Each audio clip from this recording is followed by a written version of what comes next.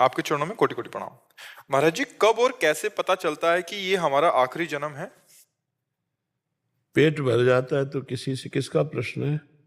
पेट भर जाता है तो किसी दूसरे से प्रमाणित नहीं करना पड़ता कि आप बताना जरा, हम छक जाएं तो नहीं। ऐसे ही जो भजन में डूबे रहते हैं, कोई वासना इच्छा नहीं रह जाती, किसी भी तरह के नवीन विषय भोगने की इच्छा नहीं, पूर्ण मन परमात्मा में एकाग्र हो गया, अब कोई चाह नहीं, तो जन्म मरण अपने आप मिट जाएगा। जन्म मरण दो कारण से होता है, एक चाह और दूसरी आसक्ति। किसी वस्तु व्यक्ति स्थान में आसक्ति और भोगों की चाह, यही हमारे जन्म मरण का हेतु है। जहां अचाह हुआ, निर्द्वंद हुआ, भगवत चिंतन में तन्मय हुआ, खत्म हो गया संसार का खेल। पर ये कहना बहुत सरल है, करना बहुत कठिन है। निरंतर नाम जप करे और सब में भगवत भावना करे तो आसक्ति खत्म हो जाएगी, और भगवान जैसे हमें रखें वैसे हम संतुष्ट रहें तो हमारी चाहत मिट जाएगी। चाह मिट जाए और आसक्ति मिट जाए, बस खत्म हो गया। जन्म मरण इसी से खत्म हो। जब हृदय में कोई चाह न रह जाए, कोई भोग भोगने की इच्छा जागृत न हो, कोई मान प्रतिष्ठा पद आदि की चाह न हो, तो वही भगवान की प्राप्ति के योग्य हृदय हो जाता है।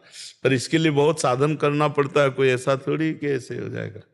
हाँ, ब्रह्मचर्य से रहना, नाम जप करना, पवित्र आहार, पवित्र शास्त्रों का स्वाध्याय, सबके प्रति परोपकार की भावना, तब कहीं जाकर वृत्तियां आती हैं। इसीलिए लोग सत्य मार्ग से लुढ़क करके फिर पाखंड और दंभ में चले जाते हैं, क्योंकि ये चढ़ाई है, इसमें सब इंद्रियों को रोकना है। तो इंद्रियों को रोकना तो बहुत कठिन होता है। जो कामना हुई उसको दबा दो, सोई वीर हो जाओगे, महान वीर हो जाओगे। पर वो हमको दबा देती कामनाएं। ऐसा लगता है तभी शांति मिलेगी जब जो हमारे मन में इच्छा आई उसकी पूर्ति हो जाए। और भगवान कहते त्यागात शांति निरंतरम, इच्छाओं के त्याग से शांति मिलेगी। हम समझते हैं कि हमारी इच्छाओं की पूर्ति हो जाए तो शांति मिलेगी। इसीलिए इच्छाएं ही हमें जन्म मरण देने वाली हैं। भोगाशक्ति, शरीराशक्ति, लोकाशक्ति, धनाशक्ति, ये सब आसक्तियां भरी हुई हैं। भगवान स्वयं कहते हैं कि इन सब की आसक्तियों को बटोर कर मेरे चरणों में लगा दो, मुझे प्राप्त हो गए। जननी जनक बंधु सुत धारा, तनु धन धाम सुहृद परिवारा, सबकी ममता ताग बटोरी, मम पद मन ही बांध बटोरी। समदर्शी इच्छा कछु नाही, हर्ष शोक भय नहीं मन माही, अस सज्जन मम उर्बस कैसे, लोभी हृदय बसो धन जैसे। हो गया भगवत प्राप्त। भगवान उसके हृदय में प्रकाशित हो जाते हैं, जो सब आसक्ति और ममता को भगवान के चरणों में।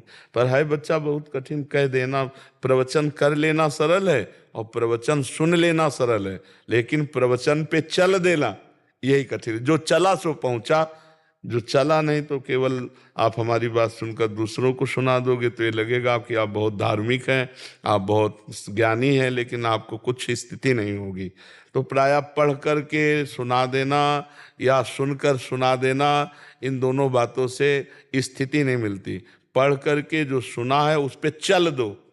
श्रोता सोई परम सुजान, सुनत चित रति करे। सुनते ही उस बात पे चल दिए और खूब भजन, अच्छे आचरण, भगवान से प्रार्थना, तो भगवान हमें स्थिति दे देंगे, अचाह स्थिति। अब कोई चाह नहीं। जाहि न चाही कबहु कछु, तुम सन सहज सने, बसो निरंतर तासुर सो राउर निजगे। जिसे कोई चाह नहीं है तो उसका भगवान से सहज प्रेम हो जाता है, और जहाँ भगवान से सहज प्रेम हुआ तो भगवान उसके हृदय में आकर ऐसे बस जाते हैं जैसे कोई अपने घर में आके, निज गे हो, अपने घर में आकर के। तो बस अचाह और आसक्ति रहित होने के लिए शास्त्रों का स्वाध्याय, सत्संग और नाम जप।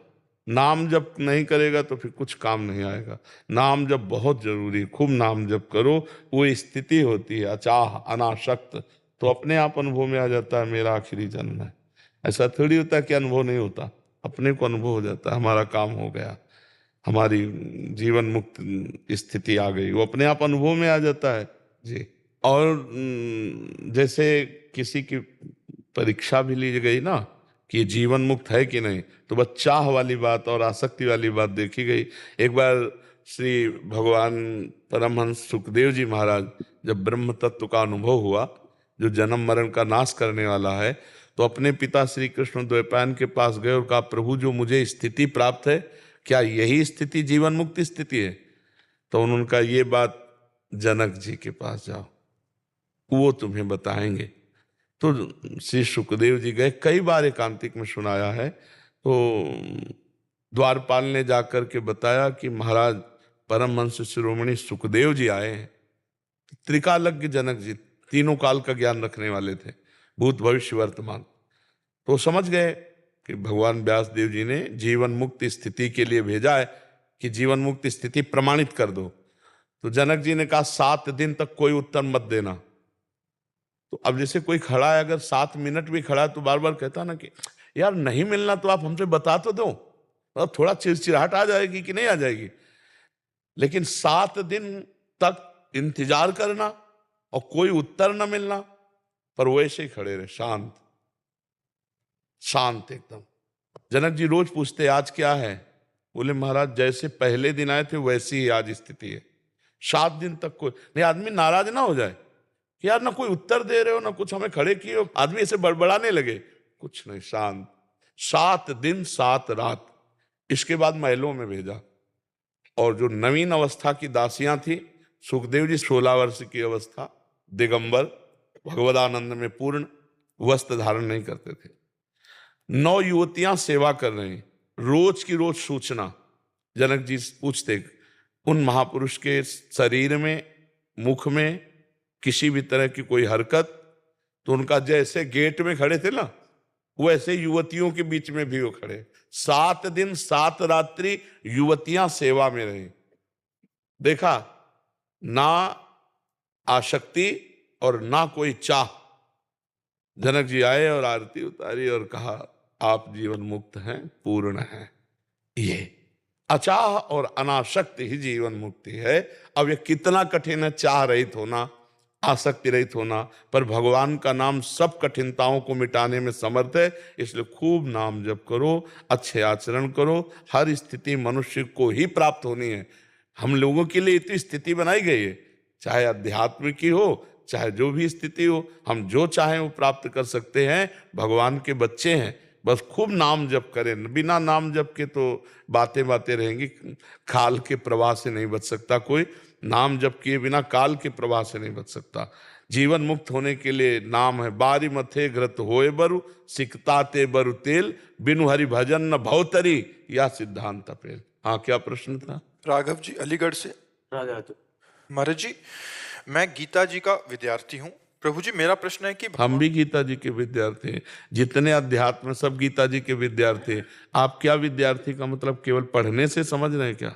नहीं, वो मैं उनको गुरु मानता हूँ अपनी, कोई भी। गीता जी को, तो आप गीता जी की शरण में हैं।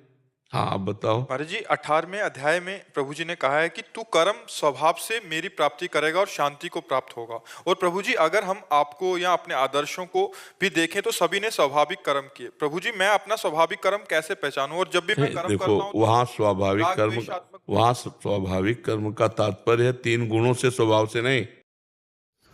प्यारे भक्तों, महाराज जी की ऐसी वीडियोस के लिए चैनल को सब्सक्राइब जरूर करें।